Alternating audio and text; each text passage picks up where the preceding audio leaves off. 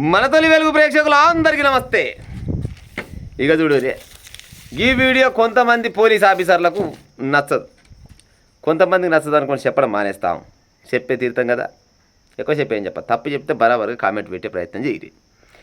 వివాహితకు ప్రేమ పేరుతో సిఐ వలేసిండట. ఆ వలకు చిక్కిందంట ఒక ఆమె.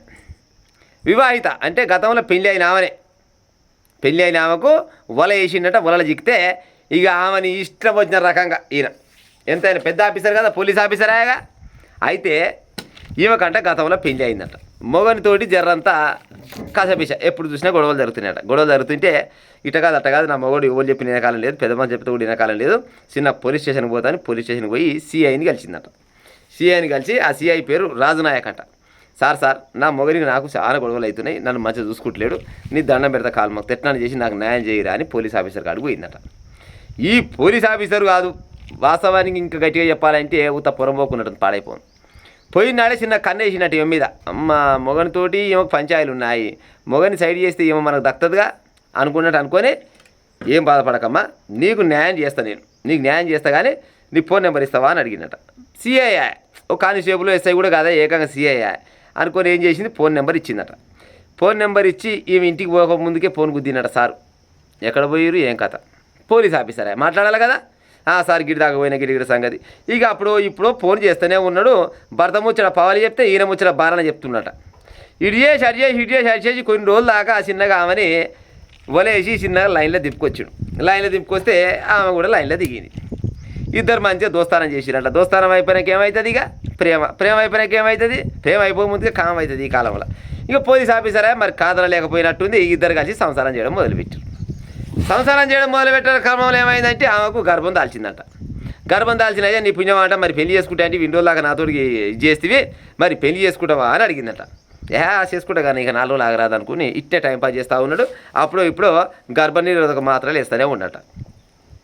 ఈయన బయటికి వెళ్తాప్పుడు ఒక గోలు ఇచ్చి చేతిలో పెట్టుకొని ఇది మింగు ఏం కాదని చెప్పి వెళ్తూనే ఉండట.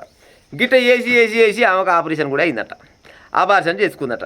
ఇక నా వల్ల అయితే లేదు, పాడైపోను. ఈయనతోటి గతంలోనే నా సకదనం బాగాలేక ఈయన కాడికి పోతే ఒక మొగ నిష్పెడితే ఈయన తలకు కుట్టి ఈడు అంతకంటే తాత ఉన్నట్టుంది, పాడైపోను. ఇక నా వల్ల కాదు, ఈ పోలీసులతో నేను ఎగలేను అనుకొని ఏం చేసింది, ఈ పోలీస్ ఆయన మీద పోలీసు వాళ్ళకు కంప్లైంట్ ఇచ్చిందట.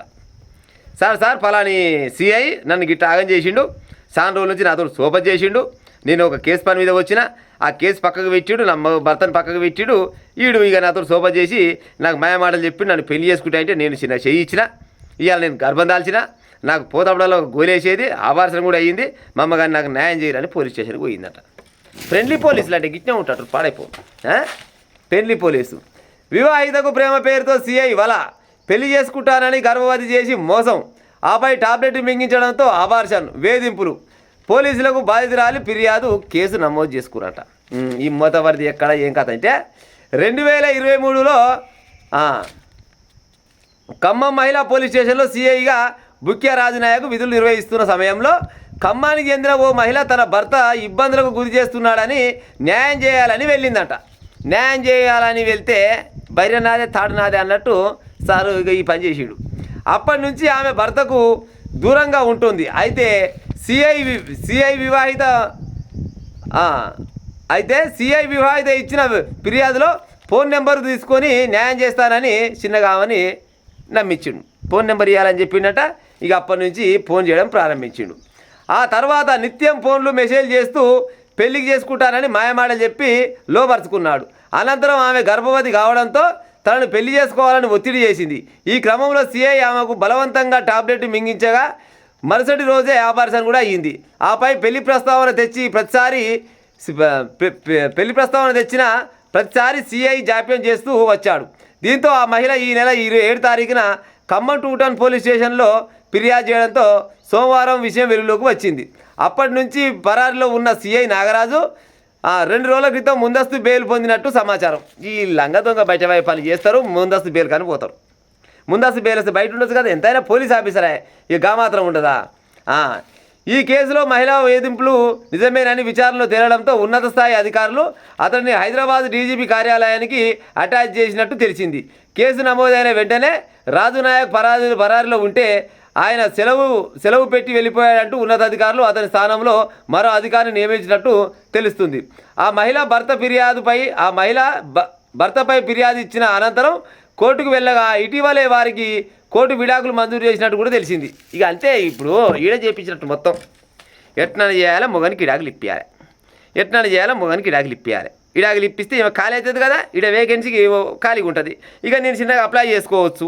పోలీస్ ఆఫీసర్ని అయితే ఏమన్నా అంటే కాదంటదా, ఏదో రకంగా ఫోన్ చేస్తేనేమంటే పోలీస్ ఆఫీసర్ అయ్యో సార్ చేసినారు చెప్పు సార్ అన్న కాడికి వచ్చేది ఫస్ట్.